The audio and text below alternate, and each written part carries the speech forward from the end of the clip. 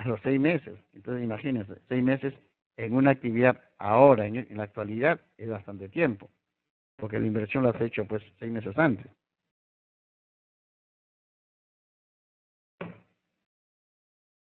¿Ok?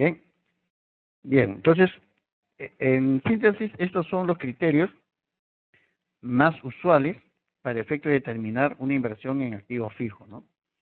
Para ver si es que se realiza este tipo de bienes de activo fijo en cuánto invierto, por qué invierto, cuánto es mi margen, mi planeamiento, bueno, y todo lo demás que podemos ver en estos casos. A ver, ahora vamos a ver también siempre relacionado al activo fijo, que es una columna vertebral en toda empresa, el concepto, la aprobación de un activo fijo. Una vez que ya tenemos todo, criterio, planeamiento, importancia, situación, conceptos, ya lo tenemos todo. ¿Ya? Ahora vamos a ver la aprobación de un activo fijo. ¿Cómo la aprobamos?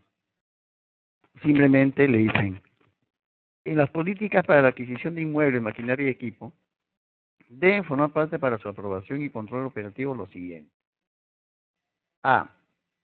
En proyectos e inversiones importantes, la sustentación de la aprobación debe ser a través de un estudio de factibilidad que demuestre su redituabilidad. O sea, como ya tenemos el estudio, como ya tenemos los conceptos, simplemente se tiene que demostrar a la gerencia, porque gerencia o a veces el consejo de accionistas nos dicen, bueno, está bien, ustedes quieren eso, pero ¿por qué? ¿No? Nos dicen por qué, a qué se debe. Entonces simplemente nosotros le decimos, esto se debe por tales cosas, los financieros, ¿no es cierto? Bien. Entonces nos dicen, en proyectos, inversiones importantes, la sustentación de la aprobación debe ser a través de un estudio de factibilidad. Perfecto. Obtención de varias cotizaciones de proveedores previas a la asignación del pedido. Normalmente, pues nadie saca una conclusión o un criterio con una sola cotización. Siempre la comparación tiene que ser de varios. Mínimo tres. Mínimo tres. Un concepto razonable. Si es más, mucho mejor. Mínimo tres, que son criterios para efecto de determinar un estudio y decir por qué estamos adquiriendo ese bien. Después, asignación de pedidos con base en los costos y condiciones de las cotizaciones. Se deberá negociar las personas o comités autorizados en la organización, pudiendo llegar por su monto hasta el Consejo de Administración, dependiendo también de la inversión, ¿no? Si es una inversión bastante considerable, obviamente tenemos que ver los costos y comparar. Y acá también hay que tener en cuenta un detalle muy importante, ¿no? Es decir, que no todo lo barato es bueno, ¿no? Todo lo barato es bueno. ¿Por qué? Porque a veces existen bastantes, confrontamos el costo de dos maquinarias, por ejemplo. En una nos cuesta 100 y en la otra nos cuesta pues 150. En principio decimos, ah, caramba, este de 100 está bueno. Pero sí, pues, pero hay que ver otras condiciones, no solamente el precio.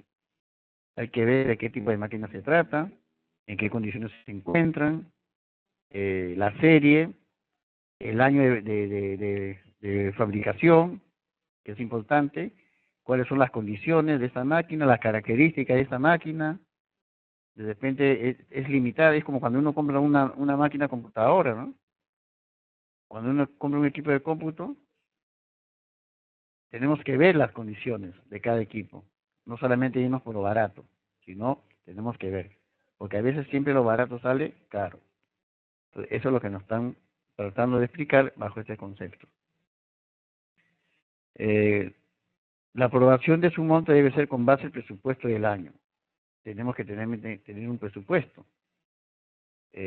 Como toda empresa, siempre tenemos que tener un presupuesto, siempre relacionado o siempre confrontado o el criterio de los dos ejercicios anteriores. Y también dentro de lo que yo quiero hacer este año 2015. Si yo el año 2015 quiero duplicar mi producción del año 2014, entonces también tendré que hacer una mayor inversión en activos fijos. Ese es razonable, ¿no? Porque esa es mi proyección. Pero si yo me quiero mantener, solamente estoy digo así, quiero tener lo mismo, entonces solamente tendré que ver si mis activos fijos del año pasado se mantienen operativos, ¿no? Y si están operativos, en buena hora. Si se excede el presupuesto, se requiere una aprobación especial para negociar y obtener, en su caso, los financiamientos necesarios. Sí, pues, porque si yo bien cierto, yo dije en un principio, solamente es necesario con lo que yo estoy contando este año, pero le depende en el interín, le depende en el tiempo, se presentan oportunidades y tengo que pues hacer una mayor, adquirir mayores activos, entonces es ahí donde interviene la famosa, o préstamos de los accionistas, o aportaciones de los accionistas, o financiamiento de las empresas crediticias. ¿De acuerdo? Entonces ya tenemos ahí varios supuestos. Cualquiera de esos supuestos es válido. Ahora, hay que ver también en qué condiciones nos prestan, ¿no? De repente con la aportación de los socios es suficiente. Habría que ver qué tipo de proyecto se necesita y cuál es la inversión. El préstamo a largo plazo para el financiamiento del inmueble, maquinaria y equipo deben estar acordes a las políticas de endeudamiento a largo plazo de la empresa, para no rebasar los límites de apalancamiento establecidos y conservar la estructura financiera de la empresa. Claro, pues, no es por el hecho de tener maquinarias, es que vamos a abocarnos a conseguir unos préstamos considerados que al final, pues, vamos a salirnos de nuestro propio presupuesto. Entonces, ese para la aprobación de un activo fijo. Ahora, también tenemos nosotros, y aquí es donde ya entramos a lo que es la depreciación. ¿De acuerdo? Lo que entramos a lo que es la depreciación. En este caso, igual, ¿no? Sistema contable, que también hay que ver primeramente el concepto. Seguramente muchos ya lo tienen definido, pero siempre es bueno hacer una ayuda a memoria.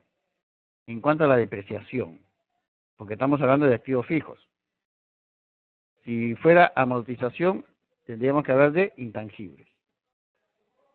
Pero acá estamos viendo el tratamiento de activos fijos, por lo tanto, es depreciación. Sistema contable que tiene como fin distribuir el costo u otro valor básico del activo tangible, siempre el activo tangible, a través de la vida útil probable de la unidad en forma sistemática y racional. Sistemática y racional. Sea de acuerdo pues en forma así paulatino y que sea coherente. ¿No? Y ahí nos dicen, es la pérdida del valor de un activo fijo. La depreciación es la disminución del valor de propiedad de un activo fijo producido por el paso del tiempo, desgaste por uso, el desuso, insuficiencia técnica, obsolescencia u otro factor de carácter operativo, tecnológico, tributario, etcétera. Es lo que estamos conversando. La depreciación es la pérdida sistemática y racional, disminución del valor de propiedad de un activo fijo, ¿no? Para efectos contables y tributarios.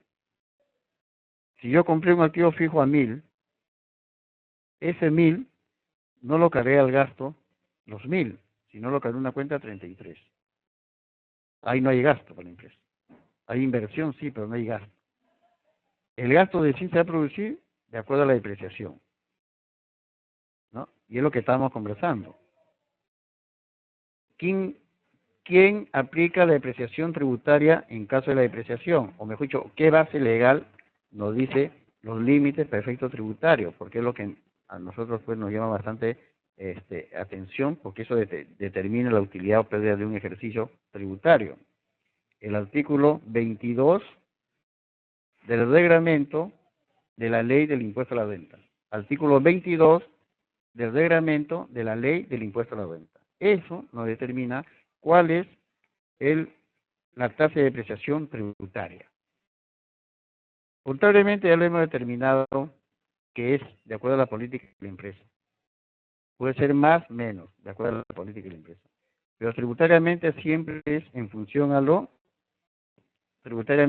límites establecidos en el artículo 22. Pero nos dicen también que para efecto de la depreciación, utilizarlo como como gasto, tiene que estar registrado en nuestro libro contable. Entonces, si contablemente nos dicen que es menos, solamente ese menos tenemos que tomarlo como gasto, ¿no? Solamente hay una excepción, que lo vamos a ver después, en el caso de una depreciación acelerada en el leasing. Eso ya lo vamos a ver después.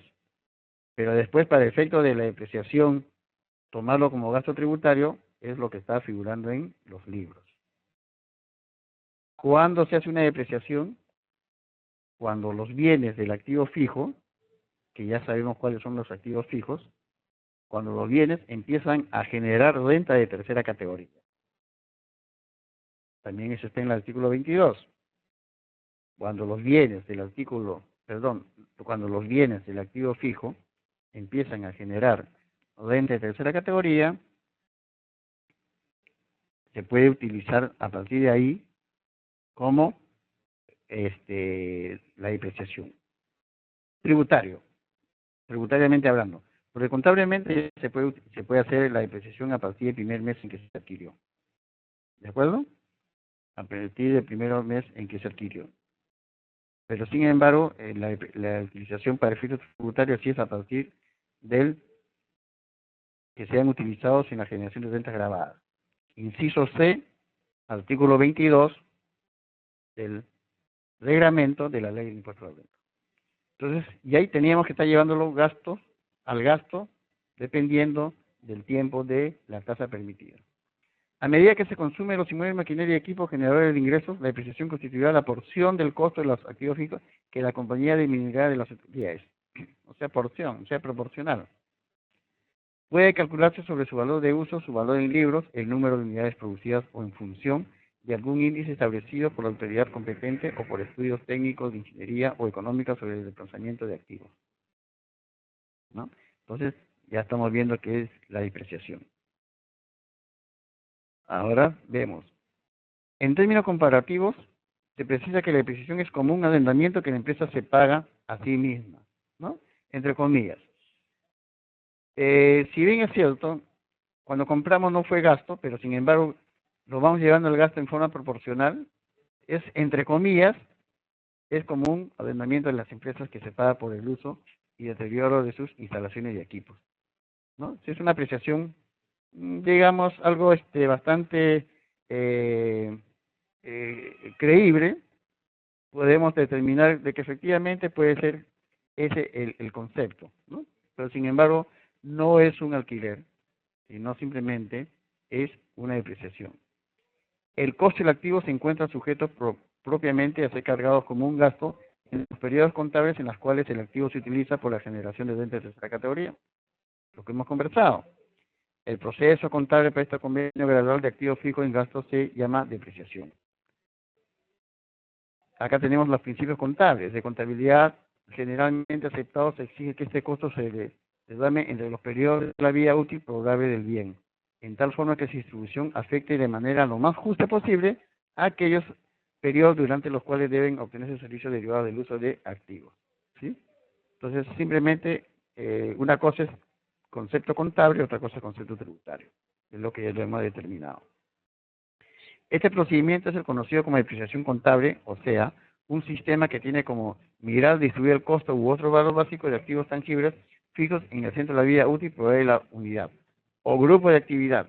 Y en una forma sistemática y racional se trata de un proceso de distribución, no de evaluación.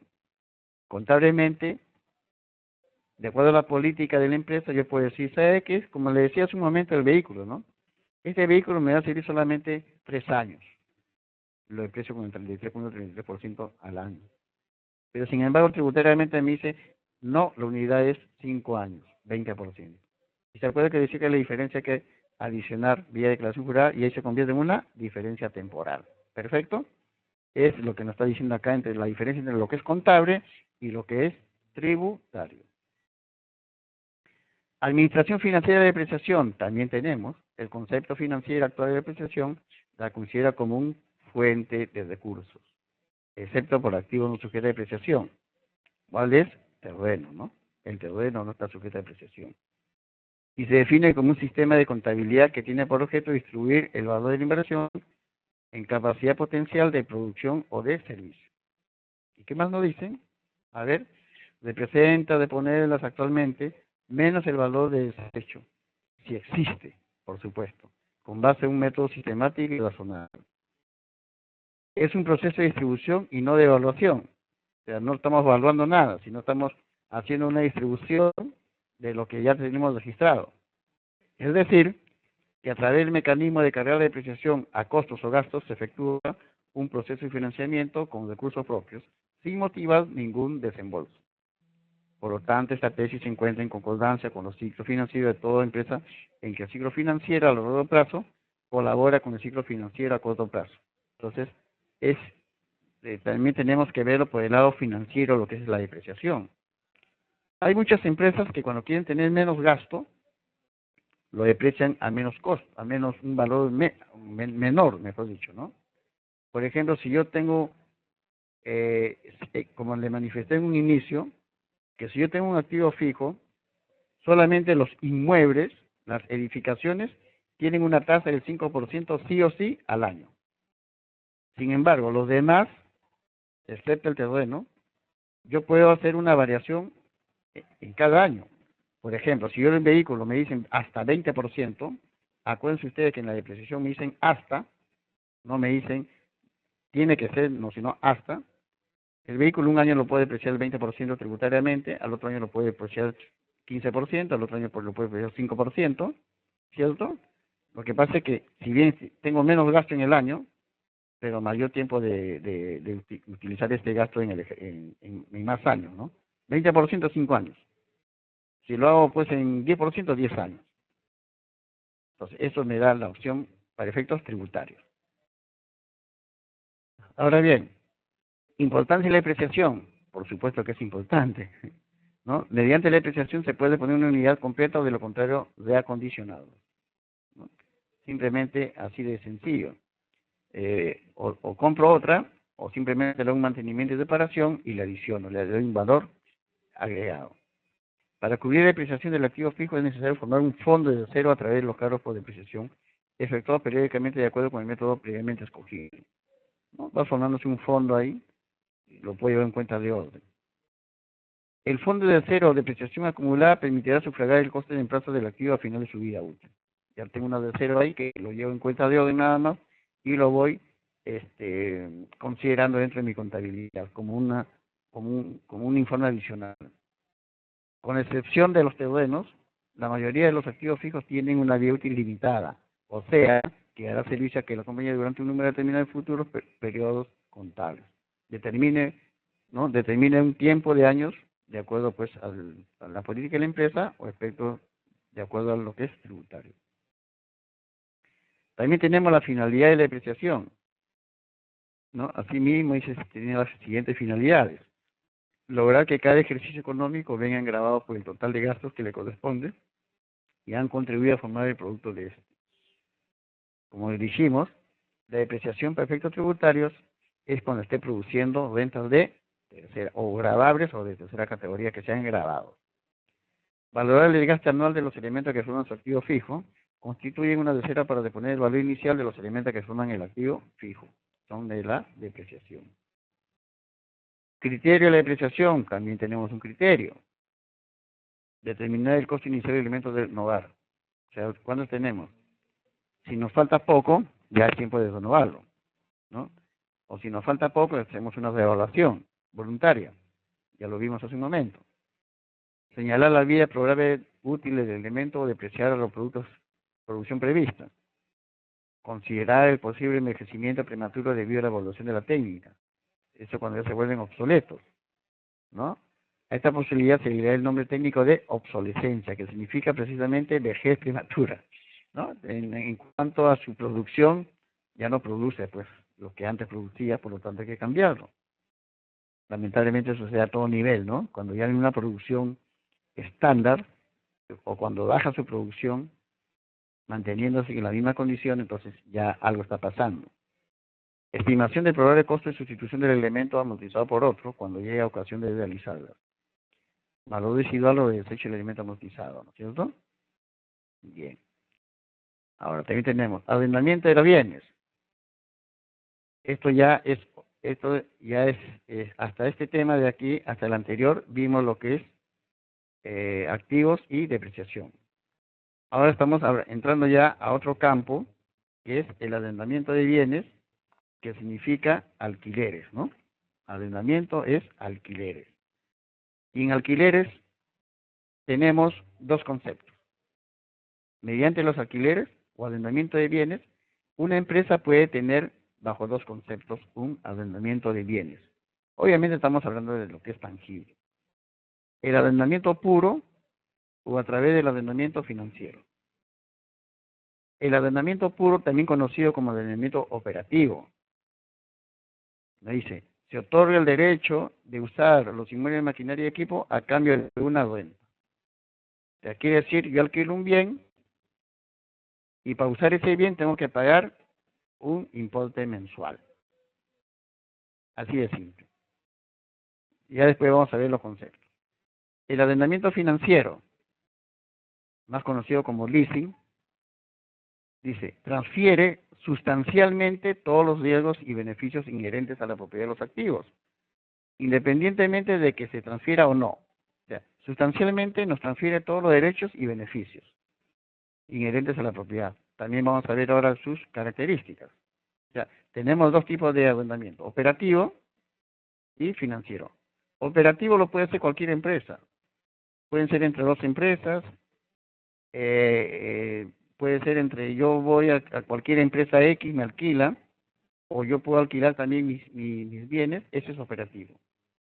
En cambio, el arrendamiento financiero, el leasing, sí solamente lo hacen las entidades financieras, como aquellas que son reconocidas para efecto de leasing, que realizan operaciones de leasing. Son puntuales las empresas que realizan un arrendamiento financiero. Las entidades financieras, o hay entidades que están exclusivamente reconocidas como realizar este tipo de leasing. En cambio, el arrendamiento operativo, yo o cualquier empresa podemos alquilar nuestros bienes a terceros, mediante un contrato y una serie de condiciones más. A ver, el arrendamiento puro, como le llamamos, que viene a ser también igual al arrendamiento operativo, simplemente vemos más que unas dos cositas, porque lo que vamos a abocarnos va a ser en el leasing. Simplemente el arrendamiento puro operativo es para que ustedes determinen un concepto. Este tipo de arrendamiento puro se emplea en lo posible en arrendamiento de inmuebles, equipos y electrónicos de cómputo y procesamiento de datos, maquinaria y equipo para la perforación de pozos petroleros, equipos para la construcción de carreteras, automóviles, etc. Es usual contratar arrendamiento puro en el caso de equipos en los cuales los avances tecnológicos son muy rápidos y se vuelven obsoletos en poco tiempo. O sea, simplemente es lo que manifestamos hace un momento. Si yo sé que es una máquina que que con el tiempo va a ser obsoleto, de repente si compro me sale mucho más oneroso, mejor lo alquilo por un tiempo determinado y después lo devuelvo. Así de simple. De esta manera la empresa tiene equipos necesarios para su operación y elimina el riesgo de tener equipos que en pocos años se vuelven obsoletos, ¿no es cierto? Y hay en los arrendamientos puros, el gasto para mí es los pagos mensuales. A ver, en cuanto a lo que es el arrendamiento operativo versus el arrendamiento financiero, ¿cuáles son las diferencias? En un operativo no es una operación de arrendamiento público, es un alquiler. O sea, no es un arrendamiento nacional normal, es un alquiler. Bajo el mismo tema, en el arrendamiento financiero es una operación de arrendamiento público. Ya tenemos ahí una diferencia. Operativo. El activo está fuera del balance del arrendatario. Lo deprecia el arrendador. Lo deprecia el propietario. No está dentro del balance de los estados financieros de la empresa. Para la empresa es un gasto en una cuenta 63 como alquileres. Solamente como alquiler la parte mensual, nada más, lo que corresponde. En cambio, un arrendamiento financiero, un leasing, el activo sí está considerado como activo fijo dentro del balance de la empresa, del arrendatario, del usuario. Y está bajo una cuenta 32, ¿no? 32. Antes en el plan contable empresarial revisado estaban los dos juntos. A raíz del plan contable empresarial ya se desglosó. La cuenta 32 para lo que es ordenamiento financiero y la cuenta 33 lo que es activos fijos, recursos propios. Por eso que el leasing, los bienes de leasing sí está dentro de lo que es activo fijo en la empresa y forma parte del activo. Deduce el 100% de las cuotas como gasto, conforme se vayan pagando. Deduce los intereses como gasto y deprecia el activo. Para efectos de la ley financiera también solamente la depreciación es como gasto y hay intereses que también son gastos. Arrendamiento financiero, leasing, eso es lo que eso es lo que nos está convocando y eso es lo que tenemos que ver. El arrendamiento financiero también es conocido como leasing. Ajá, ¿qué nos dice? Es un acto jurídico y mantiene un contrato muy complejo de arrendamiento por el cual una parte, en lugar de adquirir un bien de capital que necesita, solicita a la otra parte que lo adquiere y le concede su uso y goce por un periodo determinado, vencido el cual podrá el locatario tomar la siguiente decisión. Quiere decir, por ejemplo, si yo soy una empresa industrial y yo necesito una máquina con ciertas características, ciertas funciones, ciertas tecnología, entonces, ¿qué yo hago? Yo voy a una empresa que provee este tipo de máquina y pido un presupuesto. Digo, señores, yo quiero esta máquina. Me dan un presupuesto y yo con ese presupuesto voy a una entidad financiera o a una entidad que brinda este tipo de operación. Entonces le digo, señores, yo necesito esta máquina. No tengo plata, pero necesito esta máquina. Entonces, quiero hacer una operación de leasing con ustedes. Entonces, ¿qué es lo que hace la entidad financiera? Simplemente toma el presupuesto y adquiere ese bien a la empresa proveedora. A la empresa donde yo fui, ¿no? Va ahí y adquiere y compra esa máquina. ¿Quién es el propietario? La empresa financiera. ¿Y la empresa financiera qué es lo que hace? Me lo da a mí, bajo un contrato de arrendamiento financiero, bajo un leasing. Me dice, señor empresa de Jorge Castillo, acá está la máquina, hacemos un contrato, y yo le alquilo tanto por tantos años, y le doy todo lo que corresponde. Eso es lo que me están diciendo acá. Adquirir un bien de capital que necesita, solicita de la otra parte que lo adquiere y lo concede su uso. O sea, yo le solicito a la otra parte. Aquí en la otra parte, el sistema financiero. ¿Y esto qué está? Entonces, y una vez que yo tengo la máquina ya en uso, yo lo cargo en una cuenta de activo, una cuenta 32, y lo voy depreciando mensualmente. Ahora lo vamos a ver, ¿ya? Y después al final del contrato, ¿qué es lo que yo puedo hacer? Yo como usuario, simplemente tengo varias opciones. Uno, dar por terminado el contrato. Digo, ¿sabes qué? Hasta acá nomás y punto. Terminar mi contrato porque es un alquiler. Restituir la máquina obsoleta. Puedo decirle en el interior, ¿sabes qué? Esto no me sirve, me cambian. Me lo cambian y yo sigo pagando un alquiler. Celebrar un nuevo contrato sobre un bien de capital en concordancia con el progreso tecnológico, ¿no? Que es una máquina mejor, por lo tanto me das una nueva y te lleva tu máquina. Alquilar el bien objeto del contrato por un precio equivalente a su valor desigual.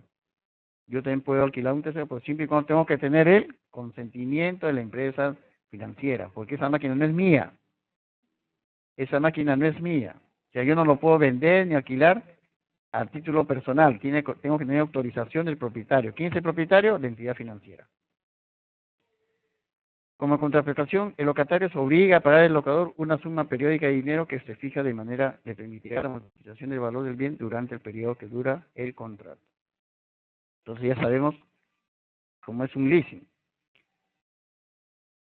Ahora, vemos ahí las características del leasing. ¿Cuáles son las características saltantes de un leasing? En el reglamento dice, el arrendador, o sea, el propietario, no requiere reciprocidad de saldos en cuentas corrientes.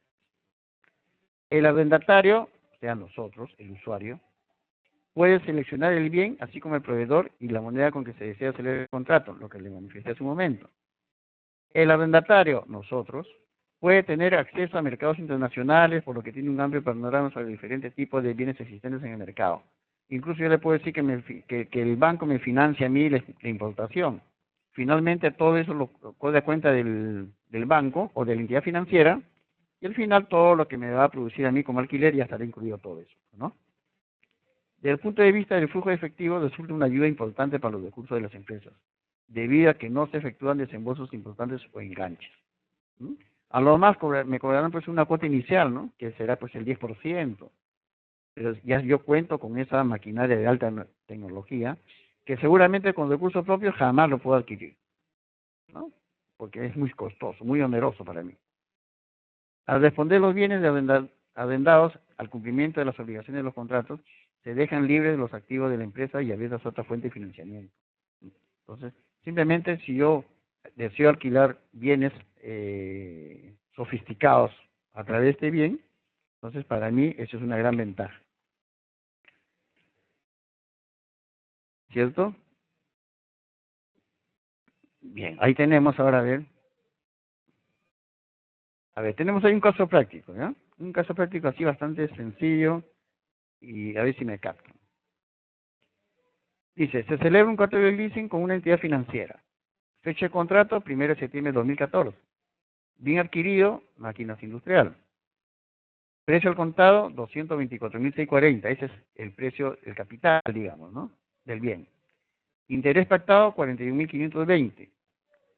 IGB, 18% la tasa. Años de contrato, 4 años. ¿Cuánto es? 48 meses. Cuotas pagadas en 48 cuotas. Pagadas, iguales. Ahí está. Capital, 4.680. 224.640 entre 48. Interés, 865. 4.520 entre 48. La cuota, 5.545. Ojo, 5.545. A esto le vamos a pagar el IGB 998 y el total a pagar mensualmente por cada cuota 6.543. O sea, 6.543 nos sale la cuota a pagar por alquiler durante los 48 meses. Naturalmente que esta 998 lo podemos usar como crédito fiscal, ¿no? Pero esta tenemos que pagar.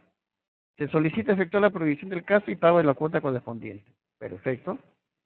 Ya tenemos estos datos. Entonces, la provisión. ¿Cómo se realiza la provisión? Con un asiento bastante práctico. Dice, de acuerdo con el párrafo 8 y la NIC 17, arrendamiento, cuando un contrato de arrendamiento conlleva la transferencia de los riesgos y beneficios del bien por el cual se pagan cuotas, este contrato califica como un contrato, ¿no? O sea, como un contrato financiero. Los asientos contrarios que en este caso de operación será el siguiente. Provisionamos el coste de adquisición del bien en materia de contrato de un leasing. Miren, a la 3223, ya no va a la 33, sino una 32. Maquinaria y equipo de explotación, 224.640. La 3731. Ustedes guíense por estos los dos primeros dígitos de las cuentas, ¿no es cierto? Ya los demás son divisionarias. La 3731, interés no devengados, 41.520. Y el IGB por aplicar, 47.909. Estos tres son los conceptos que nosotros tenemos en el contrato de leasing. Y todo esto lo cargamos a una cuenta. ¿A qué cuenta? La 45, obligaciones financieras. Y ahí, bajo la divisionaria, tenemos la 452, contratos de arrendamiento financiero, 224.640. Y en la 455 tenemos costo y financiación por pagar, 45.521 intereses, 41.520, y 45.522 IGB por aplicar, 47.909, nos sale este mundo, 314.069. O sea, esta es nuestra provisión. Fíjense ustedes que aquí no hay ninguna cuenta de resultados, ¿eh? ¿No? No hay clase 6, no hay cuenta de resultados, y tampoco no hay ningún concepto que nos pueda modificar las utilidades. Estos son cuentas de balance. Cuentas de balance. Bien. Entonces, ¿qué tenemos ahí? Ahí tenemos ya en sí el pago. O primeramente, ustedes saben que en un contrato de leasing, mensualmente, el banco nos hace llegar una factura por el arrendamiento mensual. El banco todos los meses nos hace llegar una factura en la que dicen, esto es por el arrendamiento de este mes X, mes Z. Y provisionamos ese asiento. ¿Cómo lo provisionamos? Así. Habíamos abonado una cuenta de 45, ¿no es cierto? Entonces, con esto empezamos a bajar la cuenta 45. En el asiento anterior lo habíamos provisionado, lo habíamos abonado, ahora cargamos la cuenta 45, obligaciones financieras, 5.545. Y de la 45.2, ¿qué tenemos? Los 4.680 más la 45.521 intereses, 865. La suma de los dos, 5.545. Y ojo que tenemos ahí una 40.111 IGB cuenta propia, 998. Entonces, el IGB ya lo estamos utilizando como crédito. Perdón, lo estamos cargando, ¿ah? Lo estamos cargando, ¿ya? La 998. Y tenemos una 42.12 emitidas por 6.543. Si ustedes se fijan en el asiento anterior, tenemos una 41.115 IGB por aplicar de 47.099, pero como ahora tenemos ya la factura, estamos declarando el IGB que hay que pagar por esa factura. Y toda la 42.12 emitidas 6.543. ¿Cierto? Bien. Por el pago de la cuota mes a mes, ¿qué es lo que hacemos? Simplemente estos 6.543 que tenemos acá provisionado en la 42, lo pagamos y cargamos a una 42.12 y abonamos a la 10.41, 6.543. O sea, hemos pagado esta 42, que está acá. Sin embargo, tenemos que hacer dos asientos más. Los dos asientos más que tenemos que hacer es todos los meses. Uno, por el devengamiento del gasto financiero en la primera cuota. Entonces, ¿qué es lo que hacemos? Tenemos que reconocer estos 865 que tenemos cargados a la 3731 como intereses no devengados. Entonces, ¿qué hacemos? Solamente el gasto financiero de la primera cuota, cargamos a la 6732, 865 con un abono a la 3731, intereses no devengados, 865. O sea, aquí ya entra ya una cuenta de resultados, 3732. Ya estamos cargando el gasto. 3732, 865. Ahora, también tenemos por la declasificación del IGB mes a mes. También tenemos una 45.522 IGB por aplicar, 998, y una 40.115 IGB por aplicar, 998. Esta cuenta de acá, IGB por aplicar 998, va a bajar el asiento del que hemos cargado en el asiento de provisión. Y también estamos bajando el IGB por aplicar de la 45.522. Si ustedes suman estos 998, ¿ya? Más los 5.545 de acá, que es lo que nos da, vamos a ir bajando mes a mes la cuenta 45.522 que habíamos abonado en un inicio como general. ¿De acuerdo? Entonces, ya tenemos ahí el asiento que tenemos que hacerlo todos los meses. Todos los meses vamos a tener que hacer ese asiento. La factura, la provisión de la factura, el pago de la factura, el devengamiento del gasto financiero de la primera cuota y el devengamiento el reconocimiento del IGD de la cuota también. Todo referente a una cuota. Ahora, bajo el mismo procedimiento, aplicación de depreciación acelerada utilizando los mismos datos del caso anterior. O sea, estamos utilizando los mismos datos del caso anterior, pero ahora por aplicación de la depreciación acelerada, nada más. Miren ustedes, contablemente hemos dicho que es una maquinaria. ¿En cuánto es? 10%, ¿no es verdad? ¿Cuánto cuesta el total? 224.640. Entonces, contablemente, tenemos en el año 1, 7.490. Perdón, en el mes. No, miento. El año 1, 7.490. ¿Por qué 7.490? ¿Por qué? Simplemente porque 224.640 por el 10%, ¿cuánto nos sale? Nos sale 22.464, ¿no es cierto? A ver, si alguien tiene una maquinita por ahí, ¿me ayuda? Tenemos 224.640, le aplicamos el 10%, nos sale 200, perdón, es el 10%, ¿no?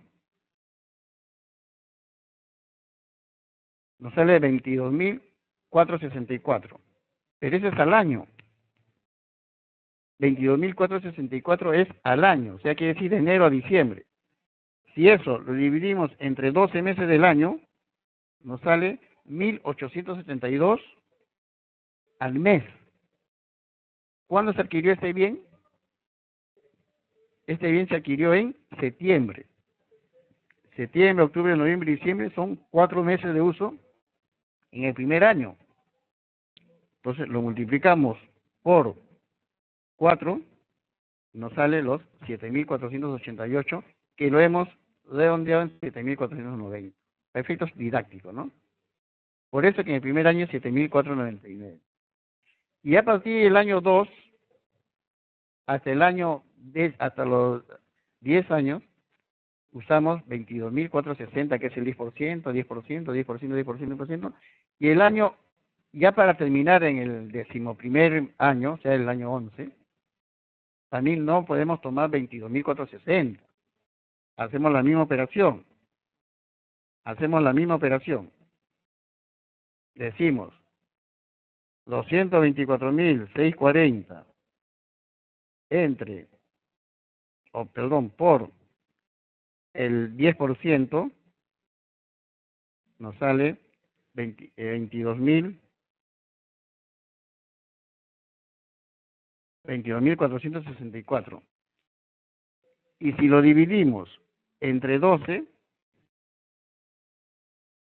¿no? Si lo dividimos entre 12, nos sale,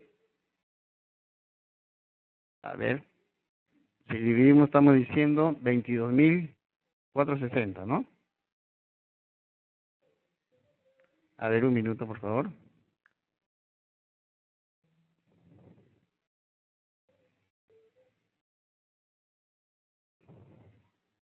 A ver, decimos 22.464 entre 12, nos sale 1.872. Y 1.872 multiplicamos por cuántos meses que faltan. Si lo hemos adquirido en septiembre, en el año 10º, contando a partir de septiembre, solamente nos sale de enero a agosto. ¿Cuántos son? 8 meses. Multiplicamos por 8 y tenemos los 14.976, que para redondear, 14.000.98. Ese es contablemente. Pero tributariamente, por aplicación de la depreciación acelerada, como está acá, ¿en cuántos años tenemos nosotros la depreciación acelerada? En 4 años, me dice, ¿no? Y para efecto de utilizar depreciación acelerada en venta de bienes hay que tener en cuenta de que tiene que ser más de 2 años. Pueden ser 2, 3, 4 o más, ¿no es cierto? En este caso son 4 años, son 48 meses. Y utilizamos la misma, 18.72, igual también, cuando son en 4 años, ¿cuánto es en 4 años? ¿Cuánto sería? Simplemente hacemos una operación, es 100% entre 4, quiere decir 25% al año, a efecto de depreciación acelerada. En igual forma, le aplicamos a 224.640 por 25%, nos sale 56.160. E igual, entre 12 por 4 meses del primer año, nos sale 18.000, perdón, a ver, vamos a ver, 224.640 hicimos, ¿no?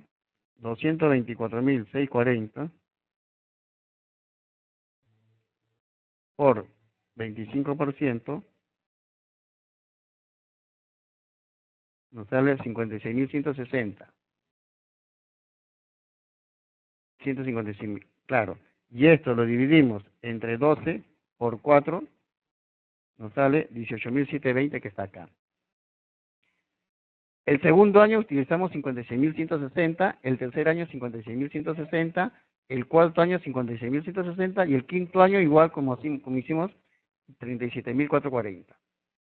Fíjense ustedes, por una explicación práctica.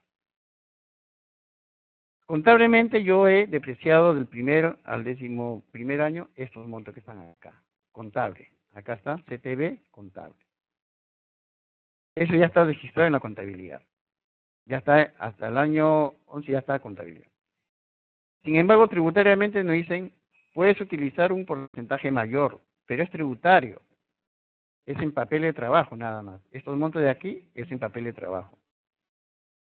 Entonces, si yo en el año 1 utilicé 7.490 contablemente y me dan la posibilidad de utilizar 18.720, entonces la diferencia de 11.23, ¿qué es lo que hago? Deduzco. Hago una deducción, o sea, aumento mi gasto y hago una deducción de mi contabilidad. Estoy aumentando mis gastos, más gastos. En el año 2, el año 3, el año 4, el año 5 también hago igual. Tributariamente me aceptan un mayor porcentaje por la depreciación acelerada, pero vía declaración jurada, estos montos yo los doy. ¿Qué es lo que voy haciendo? Voy deduciendo, o sea, voy aumentando mis gastos. Aumento mis gastos en estos montos. A partir del año 6, a partir de este año, ¿qué es lo que yo hago? Simplemente, como yo ya me gasté el 100%, yo ya me gasté el 100% tributariamente en estos primeros años, ya me lo gasté tributariamente, pero sin embargo, contablemente, sigo todavía depreciando. Sigo depreciando este año, sigo, y sigo teniendo gastos. Y a partir de aquí, hago la inversa. Hago la inversa. ¿Por qué? Porque todos estos gastos contables que están acá, arriba, ya los utilicé como gasto tributario. Ya hice un gasto tributario en ese momento. Entonces, todos estos montos de aquí que hago a partir de este año, simplemente aumento. O sea, disminuye mis gastos, hago adiciones. Hago adiciones. Es la diferencia, ¿no es cierto? Entonces, ¿qué es lo que hago con la depreciación acelerada? Me da opción a determinar gastos con anticipación, hasta llegar hasta el 100%. Ya llegué al 100% tributario, pero sin embargo, contablemente sigo depreciando. ¿Por qué? Porque tengo que llegar al 100%. Pero todo lo que me representa gasto después, ya para mí es una menor gasto. Todo eso lo tengo que reparar, menor gasto. Entonces, simplemente, eso, lo que tendría que hacer es un asiento de provisión por el primer año, cargo una 68.132 por 7.490, que es contable. Mi asiento tiene que ser contable. Y a una 39.123, inmueble, maquinaria y equipo de exportación, 7.490. ¿De acuerdo? 7.000. Por efecto, el beneficio de la depreciación acelerada se realiza a través de la declaración jurada anual, nada más. La depreciación acelerada es en papel de trabajo. Es en el único caso donde no se necesita que la depreciación acelerada esté registrado contablemente, ¿no? Porque hay una norma expresa. Decreto legislativo 299, artículo 18. Decreto legislativo 299, artículo 18. Es ahí donde nos permiten tener la depreciación acelerada. ¿Ok? Entonces, ahí hemos visto ya lo que es activo fijo, lo que es el leasing y lo que es la depreciación acelerada, ¿no? Son esos tres tipos de conceptos en cuanto a su depreciación, en cuanto a su aplicación, a su planeamiento y en cuanto pues a algunos otros detalles que tenemos. ¿De acuerdo? Bien. Ahora, aquí entramos al segundo grupo que es la de organización de sociedades. No sé, señorita Fresia, si es que hay alguna consulta en cuanto a la primera parte, no sé si habrá para seguir continuando. Bien. Siguiendo ya con la segunda parte, que es la de organización de sociedades, ¿no? Igual, ¿no? Las características, situaciones. A ver, vamos a ver. Lo primero que tenemos que ver también, para entrar en detalles, es qué cosa es la organización de sociedades. Siempre es bueno tener el principio para después determinar qué es lo que estamos tratando. A ver, primeramente, ¿qué cosa es una sociedad? Simplemente una sociedad anónima, así en términos generales, es una entidad jurídica cuya existencia se distingue de la de su propietario, es totalmente separado. Sus titulares participan del capital social mediante acciones que le permiten derechos económicos y públicos, ¿no? Una sociedad anónima se diferencia a lo que es, obviamente, una persona natural con negocios, porque persona natural con negocios es único, en cambio sociedad anónima no, es un grupo, y es una personalidad jurídica, es lo que le llaman, ¿no? Personas jurídicas.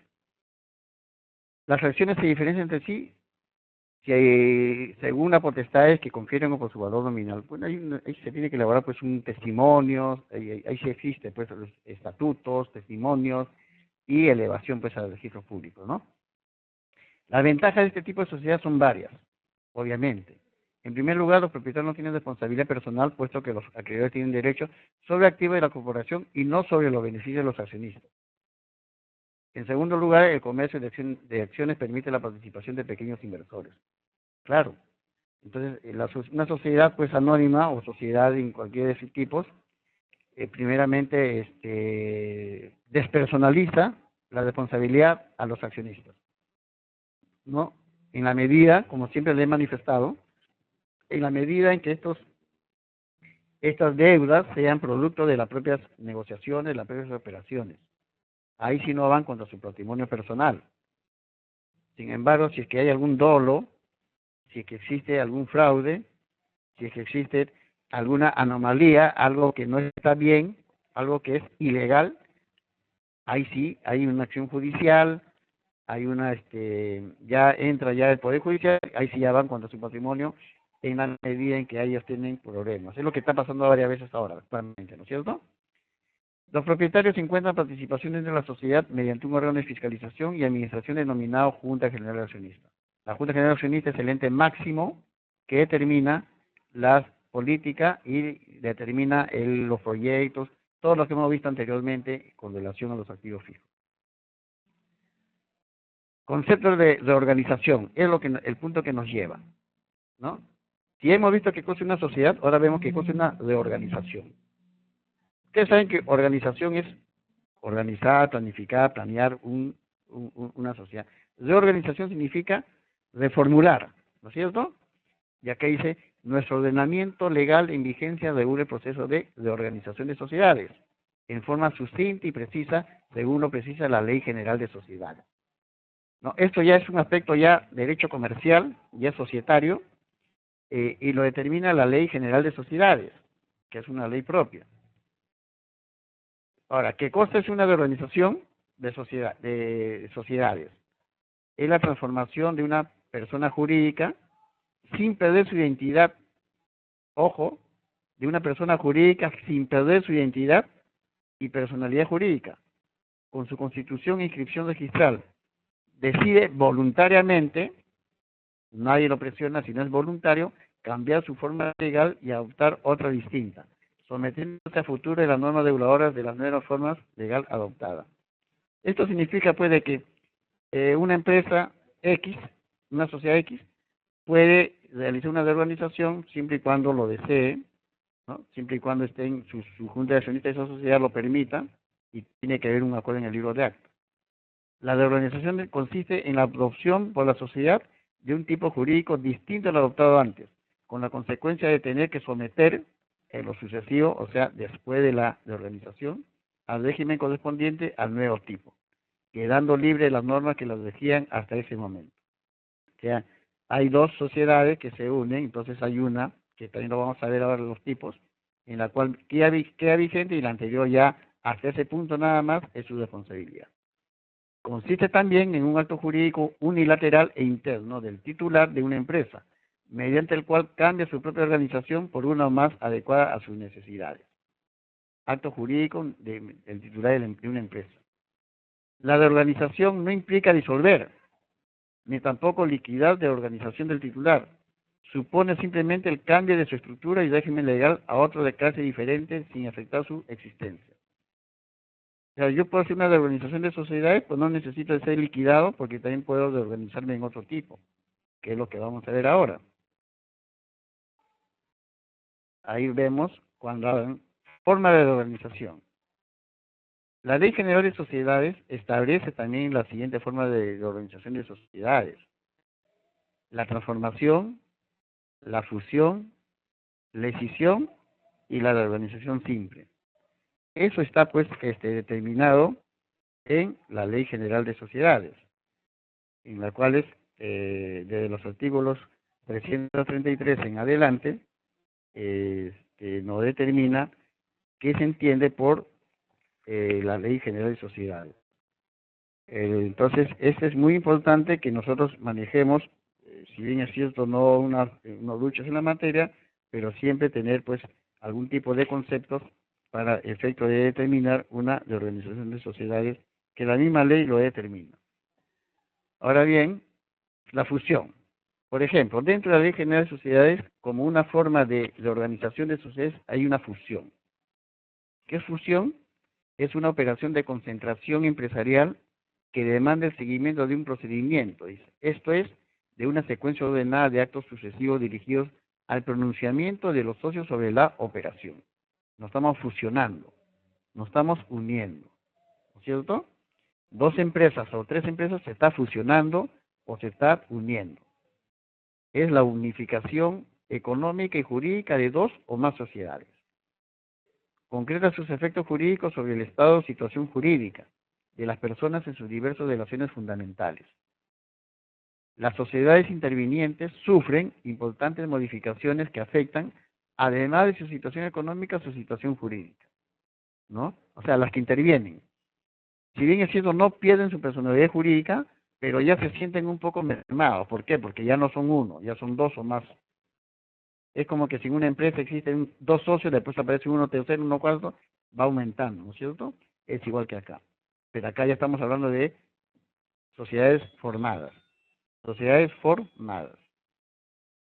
Acarrea la transferencia a título universal y en bloque de los patrimonios de las sociedades participantes a una de ellas o a una nueva sociedad. O sea, quiere decir de que yo puedo fusionarme y puedo acarrear a una de, por ejemplo, hay tres, a una de ellas o entre los tres nos fusionamos y formamos una nueva. Formamos una nueva.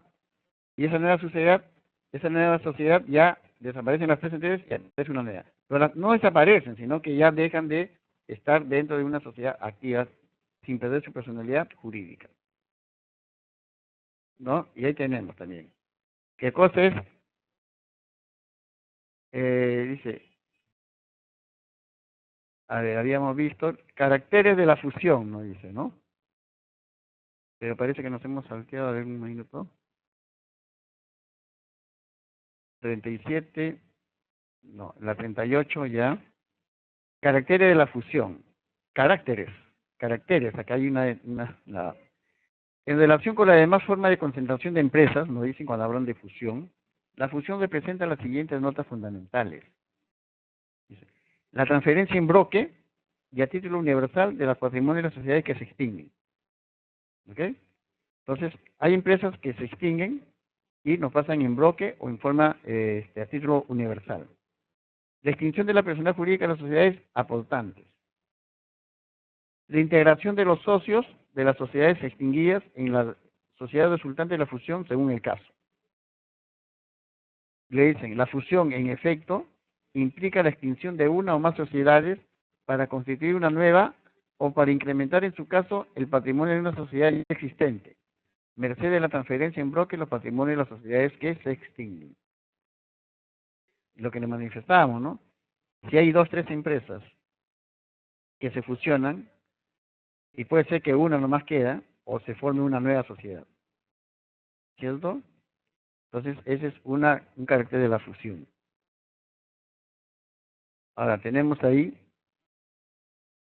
la 38, tenemos ahora la 39, ¿no? La diapositiva 39. Ahora, forma de fusión regulada por la Ley General de Sociedades. La forma por la fusión. Y con relación a fusión tenemos fusión por constitución o por creación, o la fusión por absorción. ¿No es cierto? Dentro de la Ley General de Sociedades tenemos esos dos tipos de formas de fusión. La fusión por constitución o por creación, nos dicen, de dos o más sociedades se extinguen sin disolverse ni liquidarse, para constituir una nueva sociedad. ¿Ok? Dice, dos o más sociedades se extinguen sin disolverse ni liquidarse para constituir una nueva sociedad. Es por constitución o por creación. Y también nos dicen fusión por absorción. Absorción. Una o más sociedades se extinguen sin disolverse ni liquidarse para ser absorbidas por otra sociedad. O sea, absorbidas, ojo, absorbidas sí se absorbe por otra sociedad, ¿no? O sea, mantienen su personalidad jurídica, pero se absorben por otra sociedad. Y ahí estamos. En ambos casos, los socios de las sociedades que se extinguen por la fusión reciben acciones o participaciones como socios de la nueva sociedad o de la sociedad absorbente en su caso. Será menor seguramente la parte accionariada, pero sí participamos en la absorción, ¿no? Entonces, eso quiere decir de que sí, efectivamente, no nos extinguimos totalmente, pero sí formamos parte de otra empresa y ya nuestro aporte será pues menor, mucho menor. Sociedades que pueden fusionarse. A ver, ¿quiénes? Es que no libremente se pueden fusionar todas, ¿no? Si no, siempre hay límites, porque si no estaríamos desfasándonos un poco, ¿no? Siempre nos tienen que poner límites. Sociedades que pueden fusionarse, nos dicen. En este caso, dice, no existen restricciones legales en cuanto a las sociedades que pueden fusionarse. En ese sentido, pueden fusionarse, primeramente mencionamos, a las sociedades civiles y mercantiles, del mismo o distinto tipo, perdón. Sociedades civiles y mercantiles del mismo o distinto tipo. Como por ejemplo, una sociedad anónima con otra sociedad anónima, entre sociedades anónimas, o una sociedad comercial de responsabilidad limitada con una sociedad colectiva, etcétera. Y también sociedades mercantiles y civiles entre sí, como por ejemplo una sociedad en comandita por acciones con una sociedad civil ordinaria, ¿no? Son sociedades que puedan fusionarse. Adicionalmente, debemos señalar que tampoco existen obstáculos para que la fusión pueda evolucionar a la empresa individual de responsabilidad limitada, las EIRL, en cualquier tipo de sociedad. ¿No es verdad? Entonces, tampoco existiría por ese lado algún tipo de parámetros o prohibiciones en la cuanto se puede efectuar este tipo de fusiones. Ahora, también en la transferencia de acciones, la transferencia de activos, existe, un informe que no está en la diapositiva, me gustaría que tomen en cuenta, un informe, la 126-2003 UNAD, ¿no? Informe 126-2003 UNAD, donde nos dicen, entre otras cosas, nos dicen, producida la transformación de la sucursal de una sociedad constituida en el extranjero en una sociedad constituida en el país, el sujeto tributario sigue siendo el mismo. La mencionada transformación no genera operaciones gravadas con el impuesto a la renta ni con el impuesto general a las ventas. Y también prosigue, nos dicen, ello se reafirma en el hecho de que en una transformación, ¿no?, conforme lo establecido, no se produce transferencia ni sucesión sobre el patrimonio de una sociedad transformada, no siendo posible entonces que se origine un hecho gravable con el referido impuesto a la renta. O sea, al no existir operaciones, entonces obviamente no se produce renta. ¿De acuerdo? No se produce renta. Solamente es considerado como una fusión o una transformación en cuanto a lo que se refiere en sociedades, de organización de sociedades. Tal es así de que la ley del impuesto a la renta recoge también conceptos en cuanto a la organización de sociedades, ¿sí? La ley del impuesto a la renta recoge también con relación a lo que es la organización de sociedades. Y son explícitos, pues, ¿no? Son explícitos. Fíjense ustedes la la ley del impuesto a la renta es la ley desde el artículo 103 y siguientes. Artículo 3 y siguientes. Cuando nos dicen sobre la organización de sociedades, nos hablan y también nos dicen que existe en la de organización de sociedades o empresas, el adquirente no podrá imputar las pérdidas tributarias del transferente. ¿Ok? Hay que tener en cuenta este detalle. El artículo 106 de la ley del impuesto a la renta nos dicen, en la de organización de sociedades o empresas, el adquirente no podrá imputar las pérdidas tributarias del transferente.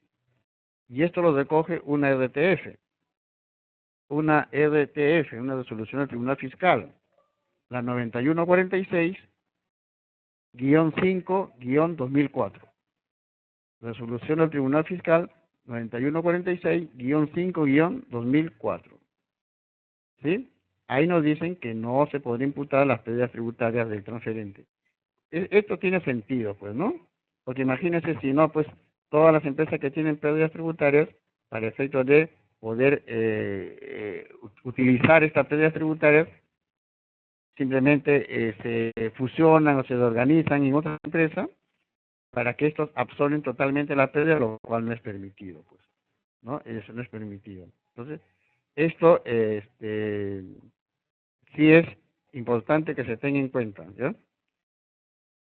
Bien, entonces he querido salir un poquito del tema, no el tema, sino simplemente de decirle que la ley de impuesto a la renta también recoge este tipo de situaciones. Y por eso que hablan sobre la ley de impuesto a la renta. Ahí tenemos ya dos normas en las que, como casos que se han planteado. Ahora, excepciones al bloque patrimonial transmisible. ¿Ok? Decimos, a ver, ¿qué es lo que no se puede transmitir del bloque patrimonial? Entonces, cuando hablamos de transmisible, ¿qué significa? De que no se puede transferir, no se puede transmitir, ¿no? Y hay excepciones, por supuesto, en cuanto a lo que es lo que no se puede. Si bien y nos permiten muchas cosas, la ley, o mejor dicho, las normas de la organización de sociedades, pero también no son tan abiertas, digamos, ¿no? No dicen, en una fusión de una empresa con una sociedad, la empresa se incorpora en la sociedad, ¿ok? Obvio. Asumiendo esta la totalidad del patrimonio de la empresa, las cuales se disuelven sin liquidarse, ¿no? Tal como hemos quedado, ¿no? Se fusiona y hay una que se disuelve sin liquidarse, pero queda con su personalidad jurídica. Dice, sin embargo, aquí ya entra ya lo que es el Código Civil. Sin embargo, existen ciertos bienes que por aplicación de los artículos 12, 18 y 173 del Código Civil, referido a los herederos, escapan a la sucesión universal lo siguiente. Dice, ¿qué cosa? Los derechos personalísimos no pueden ser transferidos. La obligación que la sociedad disuelta debía cumplir personalmente según pacto o por la índole de la prestación, ¿no? O sea, a veces son obligaciones personalísimas, como les llaman, que deben cumplir personalmente y que no pueden ser transmisibles. Y eso está en el artículo 12, 18 y 163 del Código Civil. Los derechos y obligaciones cuya transmisión prohíbe la ley. Por ejemplo, ¿qué es lo que prohíbe? Si la sociedad disuelta fuera arrendataria, ojo, la nueva sociedad o la incorporante no podrá pretender continuar en el uso del bien al amparo del mismo contrato. ¿Qué quiere decir? Si yo como empresa tengo un contrato de arrendatario con una empresa Z, ¿de acuerdo? Y yo estoy pagando, yo bajo ciertas condiciones, bajo ciertas características, le estoy pagando a la empresa Z una merced conductiva. Cuando yo me fusiono, yo no voy a obligar a la empresa Z a que siga recibiendo esa merced conductiva de la parte fusionada o de la empresa fusionada, no. ¿Ya? Tendría que haber un nuevo contrato entre la empresa fusionada o la empresa que se ha creado por medio de la organización de sociedades con la empresa Z. ya pactarán nuevos conceptos, pactarán nuevos requerimientos, de repente ya no quieren renovar, no sé, X cosas. Pero eso ya no lo podría hacer. Y también no pueden ser transmisibles los derechos y obligaciones cuya transmisión prohíbe el mismo contrato. Obviamente, ¿no? Si de por hecho ya están prohibiendo en un contrato normal la transmisión de los derechos y obligaciones, mucho menos podrá ser transmitido a lo que ya está prohibido en su contrato original, pues. Menos aún van a aceptar ese contrato. Asimismo, cumplimiento de las sociedades participantes. O sea, ¿cuál es lo que deben cumplir cada empresa o cada sociedad que esté bajo este tipo de contratos? Dice, con el propósito de salvaguardar los derechos de los socios, en particular de los minoritarios, y el tercero como los acreedores, ojo, los acreedores, cada una de las sociedades participantes deben cumplir con lo siguiente. Cuando hablan de los acreedores es la deuda que se tiene en la empresa que va a liquidarse, ¿no? Sin extinguirse, pero que se va a liquidar. 1. Formulación de un balance general se daba el día anterior a la fecha de entrada a la vigencia de la fusión. Eso es requisito número 1. Cuando hay empresas que se van a fusionar, lo primero que tienen que determinar son los estados financieros al último día hábil del mes anterior en que se van a fusionar. Del día anterior le dicen, ¿no? Pero normalmente pues siempre es el del día anterior del mes, ¿no? Porque nadie lo hace pues a mitad del mes, pues, ¿no? De fusión. La sociedad absorbente o incorporante debe formular un balance de apertura al día de entrada en vigencia de la fusión. Claro, porque si son 3 empresas y yo voy a absorber a las 2 empresas anteriores, entonces yo recojo la información de las 2 empresas más y la mía también, porque yo también tengo que tener un balance, recojo los 3 balances y determino finalmente una sola. ¿Por qué? Porque estoy fusionando a las 3 empresas, o sea, las 3 se convierten en una. Entonces, esa una que queda, esa va a tener un nuevo estado financiero a partir del día siguiente en que se fusionaron, o al entrar en vigencia la fusión. Los balances deben quedar formulados dentro de un plazo máximo de 30 días, contados a partir de entrar en vigencia de la fusión. 3. La publicidad del acuerdo, o sea, hay un acuerdo obviamente de la fusión, debe ser publicada 3 veces con un intervalo de 5 días de acuerdo al artículo 354 de la Ley General de Sociedades. Sobre el particular, debe informarse previamente a su la aprobación del acuerdo de la fusión. O sea, es información, ¿eh? Ojo. O sea, no significa que hay que esperar alguna respuesta tácita que nos confirme, no. Sino simplemente es una comunicación, es algo formal. Que debemos comunicar, por supuesto que debemos comunicar. ¿Sí? 4. Reembolso de participaciones a los socios disidentes y no asistentes, inconformes. Esto responde al interés individual de los accionistas. Esto tiene que quedar, antes de la fusión, tiene que quedar por escrito de que yo no estoy de acuerdo con esto, y por minoría me ganaron, pero yo no estoy de acuerdo, para que en cierto sentido exista un reembolso de participación. Porque ustedes saben que siempre en una sociedad siempre existe pues los accionistas mayoritarios y minoritarios. Y finalmente siempre por votación obviamente ganan los mayoritarios.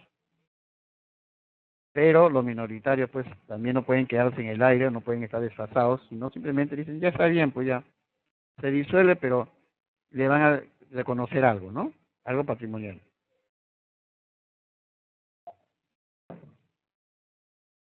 5. Afrontar o resolver la problemática del derecho de posición que puedan ejercer algunos acreedores, sea mediante el pago del crédito u otorgando garantías suficientes, ¿no? Entonces, la garantía, ojo, garantía siempre es un documento que garantiza un acto que se va a realizar o un acto que está realizándose. En el supuesto caso de que existiera alguna contingencia, se hace efectiva la garantía. De no existir ninguna contingencia y que todo haya sido llevado por su propio cauce, la garantía se devuelve o el documento se devuelve. Simplemente es un garante. Yo garantizo que va a pasar esto. Si no pasa nada en la operación, entonces simplemente quede como un garante nada más y todo se debería ser foja cero. Pero si no hay, si es que sucede algún hecho en la cual yo estoy garantizando, entonces ya tiene que hacer efectiva esa garantía, ¿no? Ahora, escisión. Esta es otra de las formas de organización de sociedades que determina la Ley General de Sociedades, ¿no? La escisión. ¿En qué casos hablan de la escisión? También igual, vamos a ver el concepto de escisión, ¿no? Dice, la escisión es un procedimiento de estructuración empresarial que responde a diversos motivos económicos y jurídicos. Descentralización organizativa, especialización por línea de producción, concentración empresarial, beneficios fiscales, problemas internos entre socios. Escinde, ¿no? ¿Qué es escinde? O sea, simplemente hay una decisión de un bloque patrimonial, ¿no? No es de toda la empresa. Por ejemplo, se presenta como una operación consistente en fragmentación total o parcial del patrimonio de una sociedad. Fragmentos, es algo parcial, que acá le dicen. Fragmentación total o parcial del patrimonio de una sociedad, ¿no? O sea, es una operación que consiste en trasladar parte de mi patrimonio, no todo, sino parte, puede ser parte de mi activo, parte de mi pasivo, y hay una escisión. Estas se realizan en dos o más partes que se transmiten en bloques o una o varias sociedades existentes o de nueva creación, ¿no? La diferencia es de que el anterior sí es en forma total y acá no, acá es por partes, por fragmentos. Reciben los socios de la sociedad escindida, o sea, de la sociedad que transfirió esto del bloque patrimonial, acciones o participaciones procedentes de la sociedad o sociedades receptoras de los bloques patrimoniales. ¿De acuerdo? También, elementos esenciales de la escisión, ¿no? ¿Cuáles son los elementos esenciales de la escisión? Y ahí le manifestan. En toda operación de escisión debe estar presente estos tres elementos, le dice. Hay tres elementos que tienen que estar siempre como parte de una escisión, de acuerdo a la Ley General de Sociedades. El fraccionamiento del patrimonio de una sociedad en dos o más partes. Dos, la transmisión en bloque de una o más partes del patrimonio, escindido a otra u otras sociedades ya existentes o que se crean con este objeto. Tres, la atribución a los socios de la sociedad escindida de acciones o participaciones procedentes de las sociedades beneficiarias de los bloques patrimoniales, quienes adquieren la condición de socios de aquellas. ¿De acuerdo? Entonces, esos son partes elementales de la escisión. A ver, en igual que el anterior, en igual que la fusión que existían dos tipos, acá también en la escisión existen dos formas. La escisión total y la escisión parcial, ¿no es cierto? Existen también dos formas. La escisión total o la escisión parcial. ¿A qué llamamos escisión total? Escisión total llamamos cuando la sociedad que se escinde fraccione la totalidad de su patrimonio en dos o más partes, ¿no? La totalidad, pero en dos o más partes, cada una de las cuales se transmiten en bloque a dos o más sociedades que emiten acciones o participaciones para ser entregados a los socios escindidos. ¿Ya? Yo no puedo pasar, mejor dicho, no estoy obligado a escindir todo mi bloque patrimonial a una sola empresa. No. Puede ser que mi bloque patrimonial, una parte a una empresa, la otra parte a la otra empresa, la otra parte a otra empresa. ¿Cierto? Eso es lo que me permite la escisión. Lo dice total, pero en parte, pues, a diferentes empresas. Y la escisión parcial. La escisión parcial es cuando la sociedad que se escinde fracciona una o más partes de su patrimonio para ser transmitidas en bloque a tantas otras sociedades. Las sociedades receptoras de los bloques patrimoniales emiten acciones o participaciones para ser entregadas a los socios de la sociedad escindida. La diferencia está de que cuando uno habla sobre decisión total, la totalidad de su patrimonio, y cuando uno habla sobre decisión parcial, obviamente una o más partes de su patrimonio, ¿no? Esa es la diferencia. En ambas modalidades, la sociedad beneficiaria puede ser una ya existente, con anterioridad a la escisión por asociación o una que se constituye escisión por constitución. También existe escisión por absorción o escisión por constitución. Las sociedades que pueden escindirse, de igual forma, tienen los mismos procedimientos o las mismas características que la fusión, ¿no? Que la fusión tiene las mismas condiciones. La misma Ley General de Sociedades le dice, tiene las mismas condiciones y las mismas características que una sociedad que se va a fusionar, con los mismos conceptos. Después tenemos también características de una escisión. A ver, ¿cuáles son las características para ser reconocidas como tal? ¿No? Como se puede decir, la decisión consiste en el proceso por el cual se reorganiza el patrimonio de una sociedad a través de otras sociedades, pero principalmente con las siguientes características, siempre manteniendo las características. 1. La existencia de una sociedad que resuelve escindirse, ¿no? Por voluntad propia, resuelve escindirse. 2. La aparición de por lo menos una nueva sociedad, la beneficiaria, ¿no? La que queda. Para la decisión parcial, que es una segregación, o 2 nuevas sociedades beneficiarias como mínimo en la decisión total o división. ¿Cierto? Para la sociedad, decisión parcial, o 2 nuevas sociedades beneficiarias como mínimo en la decisión total o de división. Asimismo, la atribución a los socios de la sociedad escindida del carácter de socios de las sociedades beneficiarias. Y tenemos también que una de las características de la escisión es la reducción proporcional del capital de la sociedad escindida para la escisión parcial y la extinción de la sociedad escindida en el caso de una escisión total o división. ¿De acuerdo? Entonces, son las características de una escisión. ¿Qué más tenemos? Tenemos también requisitos de una escisión, ¿no? ¿Qué requisitos se necesita para una escisión de acuerdo a la Ley General de Sociedades? Si ustedes se fijan, tiene las mismas características que una fusión. La misma característica que una fusión. La escisión se acuerda con los mismos requisitos establecidos por la ley y el estatuto de las sociedades participantes por la modificación de su pacto social y estatutos. Siendo así, los requisitos que se han de cumplir para perfeccionar una escisión serán, entre otros, los siguientes, ¿no? Hay muchos más, pero estas son las principales. Formulación de un balance de decisión se da por cada sociedad participante el día anterior al fijado como fecha de entrada en vigencia de la decisión. 1. La publicación del acuerdo. El acuerdo debe ser publicado por 3 veces con 5 días de intervalo entre cada aviso, ¿no? Como mínimo 3 veces. Debe ponerse en conocimiento de SUNAT la adopción del acuerdo por decisión total o división. 4. Reembolse participaciones o acciones a los socios que cumplan con los requisitos necesarios para hacer valer su derecho de separación. 5. Resolver los conflictos que se presentan por el ejercicio del derecho de oposición por parte de algunos acreedores, ¿no?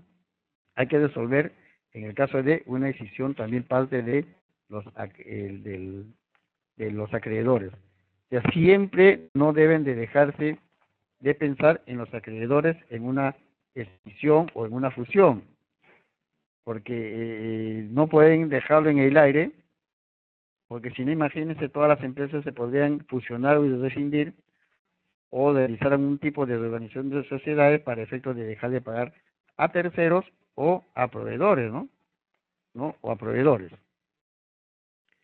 También, asimismo, el bloque patrimonial en una escisión, dice, en una decisión con la nueva Ley General de Sociedades, se conoce también con otros conceptos, bajo el concepto de bloque patrimonial. Le dicen, es un activo, conjunto de activos de la sociedad escindida, ¿no?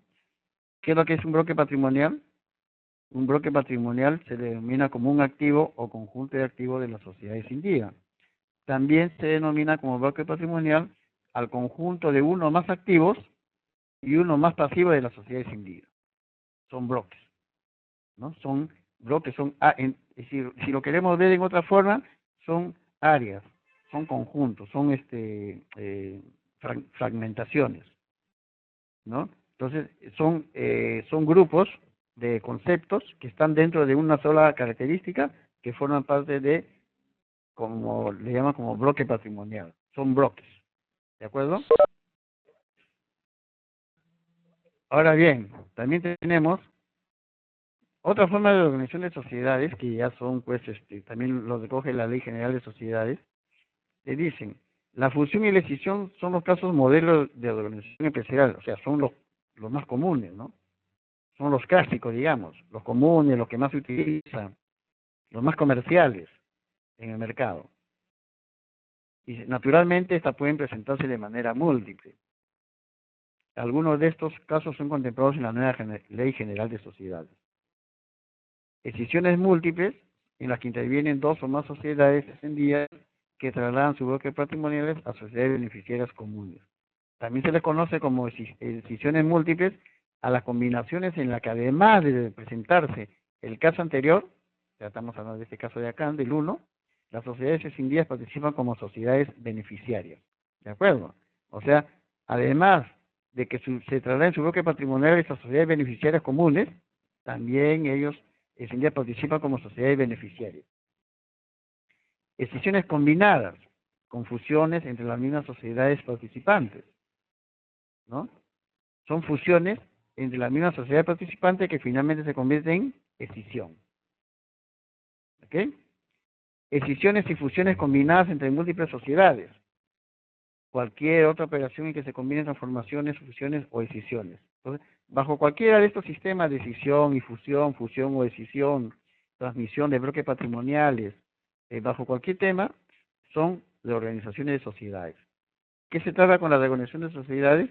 Finalmente, con la reorganización de sociedades se trata de que se crea una nueva o se consolide la fusión de dos o tres empresas en una sola para que sea más fortalecida.